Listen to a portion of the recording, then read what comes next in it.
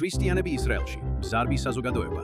ქრისტიანები ისრაელის მოსახლეობის 2%-ს შეადგენენ. მათი რაოდენობა 5-ჯერ გაიზარდა სახელმწიფოს დაარსების შემდეგ, 1948 წლიდან. ცენტრალური სტატისტიკის ბიუროს მიხედვით, დღეს ისრაელში 184,200-ზე მეტი ქრისტიანი ცხოვრობს.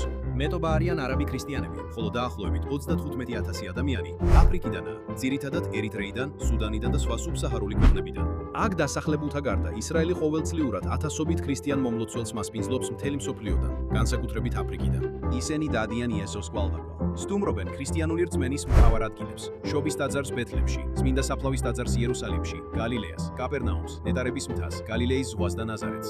რამდენიმე თვის წინ, დაახლოებით 30 მაღალი რანგის რელიგიური ლიდერის დელეგაცია 10 აფრიკული ქვეყნიდან, მათ შორის ეთიოპიიდან, კენიიდან, მოზამბიკიდან, ანგოლადან და უგანდადან, ისრაელის საგარეო საქმეთა მინისტრის მოადგილემ შარონ ჰასკელმა მიიწვია ამ ადგილების მოსანახულებლად. მან მაშინ განაცხადა: აფრიკის ქრისტიანული საზოგადოება ისრაელის გვერდით დგას და წარმოადგენს ყველაზე ძლიერ ბარიერს კონტინენტზე რადიკალური ისლამისა და ჯიჰადიზმის გავრცელების წინააღმდეგ. ეს ვიზიტები აძლიერებს როგორც მონაწილეთა რწმენას, ასევე მათ ქვეყნებსა და ისრაელს შორის სულიერ და დიპლომატიურ კავშირებს.